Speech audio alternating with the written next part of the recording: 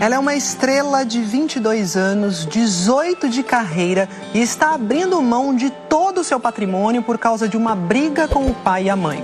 A atriz e cantora Larissa Manoela fala pela primeira vez sobre a crise que vive com os pais, que administraram todo o caminho profissional dela até aqui. Larissa contou à repórter Renata Capucci que está pronta para recomeçar. Deixar de ser seguida pela mãe em redes sociais foi uma demonstração pública de que a relação entre a filha única e os pais estava em crise. Mas as divergências entre Larissa Manoela, Silvana e Gilberto não começaram este ano. A partir do momento em que eu fiz 18 anos e que eu entendi que era o mínimo saber um pouco do meu negócio, do que eu estava provendo durante todos esses anos, né? 22 anos de idade, 18 de carreira e um currículo que impressiona. 5 novelas, 5 musicais, 11 filmes. Larissa também canta, gravou 3 álbuns. Somando suas redes sociais, são mais de 80 milhões de seguidores. E as marcas surfam nessa popularidade. Atualmente, ela tem contrato como embaixadora de 6 grifes nacionais e internacionais. No auge do sucesso, feliz com o noivo, o também ator André Luiz Frambach. Larissa se vê obrigada a dar explicações sobre sua intimidade. Estava insuportável para mim ouvir tantas mentiras, tanta deturpação, tanta distorção das histórias. Conflitos que, segundo ela, nada tem a ver com o noivo. Hoje ele é a minha escolha, é o meu parceiro de vida, meu noivo. A gente deseja construir esse futuro, mas toda essa situação se deu antes dele entrar na minha vida. Criança prodígio, Larissa Manoela começou a ganhar dinheiro muito cedo trabalhando como modelo. Saímos de Guarapuava, nossa cidade natal, no interior do Paraná, quando eu comecei, 4 anos de idade. E eu entendo que eles optaram por isso, por abdicar de suas vidas para estar comigo. Mas Larissa diz que mesmo depois da maioridade, não sabia quanto ganhava, quantos bens tinha. Começou a questionar os pais. E no último ano passou a ser mais incisiva nessa busca por informações. Eu só queria entender, então, esse negócio. Como estava essa questão financeira que nunca me era apresentada, que eu não sabia o que eu recebia, o que estava sendo pago. Em uma conversa gravada por Larissa no fim do ano passado, a mãe reclama dessas cobranças. Quer me chamar de mercenária? Pode chamar, mas que eu não vou abrir mão de 1 centavo é cuidar do seu dinheiro. O resto, você pode fazer aquilo que você quer. Como é que você recebia alguma coisa, algum dinheiro? Eu recebi uma mesada mesmo. Qualquer tipo de pagamento, fosse uma passagem aérea, a compra de algo mais supérfluo, eu tinha que pedir autorização. Me dá um exemplo prático disso que você está falando. Por exemplo, idas à praia, onde você tem que pagar com maquininha, com agilidade, ou fazer um Pix, eu tinha que pedir. Pedir dinheiro aos seus pais para, por exemplo, comprar uma tomar um refrigerante, uma água de coco na praia. Sim. A gente está falando de R$10. Larissa apresentou ao Fantástico uma troca de mensagens com a mãe em outubro do ano passado, pouco depois do fim da novela das 6, Além da Ilusão, em que tinha sido protagonista. A atriz pede R$10 para pagar um milho na praia. Silvana responde dizendo que não há saldo na conta da filha e manda os R$10 para o Pix do vendedor. Um mês depois, Larissa pede dinheiro ao pai neste áudio. Aí, pai, você consegue fazer uma transferência para minha conta para eu pagar um milho, um sorvete, um mate aqui na praia, por favor? Era muito difícil entender. E eu me senti incapaz. Será que eu realmente sou essa pessoa?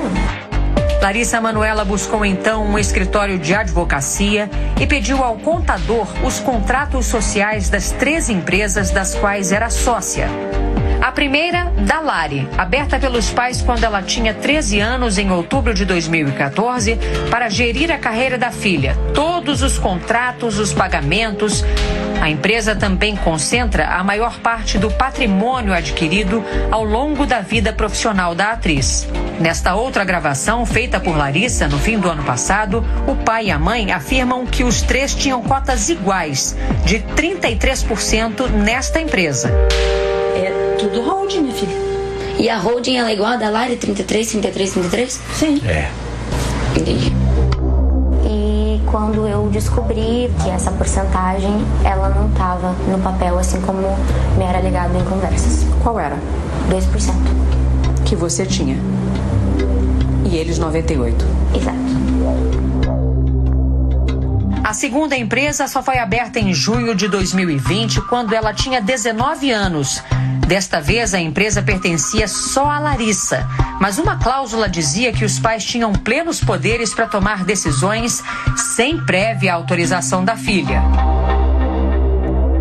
Eu era a única sócia, mas eles eram 100% administradores dessa empresa. Então, por isso que eu era só comunicada. Eles podiam decidir, assinar e se comprometer por mim.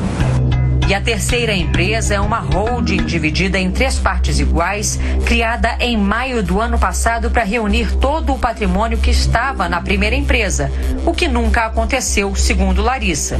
Os únicos imóveis da holding seriam uma mansão e um terreno adjacente na Barra da Tijuca, Rio de Janeiro. Os 2 bens teriam sido adquiridos em junho do ano passado com o dinheiro da venda de um dos imóveis que os pais tinham no exterior. Eu cheguei a ser comunicada das transações que eles fizeram, porque o valor era alto. Então, quando tudo isso veio à mídia e à tona, foi por conta de uma primeira casa lá nos Estados Unidos que foi vendida para poder pagar essa do Rio de Janeiro.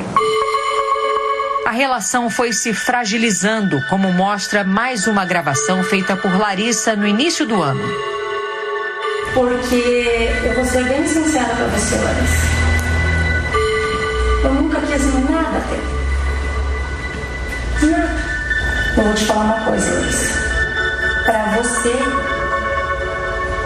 eu só vou ser título de mãe. Quando falar mãe, pra você, você só vai ter o título de mãe. E é isso. Licença. Em março, Larissa e os pais se reuniram na presença de advogados para tentar uma redistribuição na sociedade das empresas. Eu propus a gente conseguir fazer essa divisão entre 60% para mim e 40% para eles. E quando a resposta voltou, através do advogado, 60-40 para eles e 40% para mim foi o que eu recebi. Para mim não fazia sentido, eu pensei, então vamos tentar chegar num acordo de 50-50. Os pais concordaram com a divisão meio a meio da empresa, mas segundo Larissa, desde que ganhassem 6% da renda da filha pelos próximos 10 anos. Como se fosse uma pensão, exatamente. E disse para eles que não haveria como ter essa porcentagem vitalícia, ou por 10 anos, o que fosse. Sem acordo, sem respostas. E eu cheguei a falar isso pro meu pai. Falei, eu prefiro perder o empresário do que perder meu pai. Eu a todo instante tentei fazer com que essa conversa, esse assunto, ele fosse desdobrado de uma maneira simples. O rompimento foi inevitável. Larissa tirou os pais da administração da sua empresa individual e começou a renegociar os contratos atrelados à da Lari, aquela empresa em que ela só tinha 2% para concentrar todos os rendimentos em uma única firma. É com essa firma que Larissa vai gerir a carreira. Além disso, ela conta que decidiu abrir mão de um patrimônio estimado em 18 milhões de reais e que deixou tudo para os pais. Eles até agora não assinaram o distrato das sociedades nas 2 empresas. Eles não assinaram? Não. Por quê? Eu Eu não entendo. Larissa teve que notificá-los extrajudicialmente. A minha decisão de abrir mão de todo o meu negócio é porque eu tenho a plena certeza de que o meu caminho, ele vai me trazer grandes conquistas. Eu tenho só 22 anos. Você não vai entrar na justiça para reaver seu patrimônio? Não é minha vontade. Eu tenho a plena consciência de que essa minha escolha é para dar o conforto necessário para os meus pais. Em nota, a defesa de Gilberto e Silvana Elias dos Santos, pais da atriz, afirma que Larissa Manoela falta com a verdade quando diz que não sabia qual era o percentual dela na empresa da Lari, já que assinou uma alteração contratual em janeiro de 2020, na qual constava clara e expressamente o percentual de 2%. Segundo o advogado, também não é verdade que Larissa não tinha acesso a dinheiro no dia a dia, porque ela sempre teve e utilizou seus cartões de crédito com os quais sempre pôde comprar tudo o que desejou. De acordo ainda com a nota, a atriz distorce a realidade quando diz que tem dificuldade para negociar a saída das sociedades com os pais, uma vez que as notificações formais só foram recebidas por eles no início de agosto e que os pais estão dentro do prazo para as providências legais. O advogado afirma que é Larissa quem se recusa a conversar com a mãe e sequer responde às mensagens do pai. Por fim, a defesa diz que os pais acreditam ser extremamente triste e lamentável a opção de Larissa pela ingratidão, pela indiferença e pelo desrespeito, e que a atriz é amada incondicionalmente. Esse momento que eu me encontro hoje é o mais difícil da minha vida. Sabendo que essa ferida, ela está cicatrizando. E que os meus pais jamais vão deixar de ser meus pais. Jamais vou deixar de amá-los. Essa situação pode ser revertida? Eu quero acreditar.